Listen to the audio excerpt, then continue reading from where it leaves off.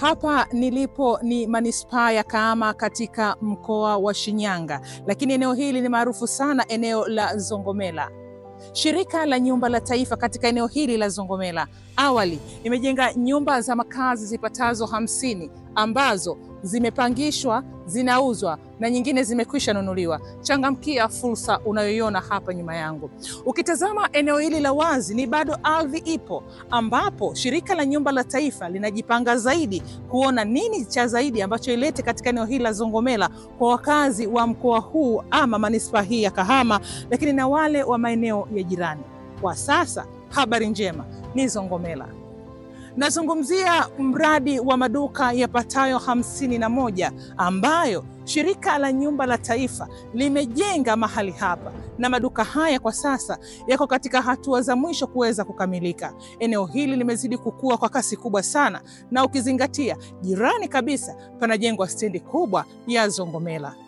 Wenceslaus Tilia ni meneja wa uthamini na upangishaji kutoka Shirika la Nyumba la Taifa. Anazungumziaje utekelezaji wa mradi huu? Huu ni mradi wa maduka ambao shirika limeona kwamba kuna fursa kubwa katika eneo hili, na hivyo basi shirika likaona ni muda sahihi wa kuwekeza katika eneo hili kwa ajili ya kulifanya shirika liweze kupata faida, na pia kwa ujumla faida kwa nchi. Tunategemea mradi huu utakuwa na tija kubwa kwa shirika, kwa sababu tayari shirika limefanya utafiti wa kina na kubaini kwamba eneo hili ni sahihi kwa ajili ya ujenzi wa maduka. Eneo hili ni sahihi kwa sababu gani? Hili eneo tunategemea muda wa ndani ya mwaka mmoja utajengwa stendi jirani kabisa na eneo hili la maduka 51. Kwa hiyo stendi hiyo ya maduka ya mabasi madogo itakuwa ni chachu kubwa katika kuwezesha maduka haya kupangishika vizuri. Pia jirani kabisa na maduka haya unajengwa eneo la machinga vendors. Kwa hiyo pia hiyo ni fursa nyingine ambayo itachochea zaidi upangishaji wa maduka haya. Kwa ujumla, eneo hili ni eneo ambalo ni sahihi kabisa kwa ajili ya ujenzi wa maduka, kwani soko lipo. Baada ya shirika kufanya utafiti wa kutosha, soko lipo na tunategemea shirika litapata faida kubwa, na zaidi pia shirika litachangia katika uchumi wa nchi kwa ujumla, kwani wapangaji hawa watalipa kodi za serikali mbalimbali na kodi mbalimbali za halmashauri.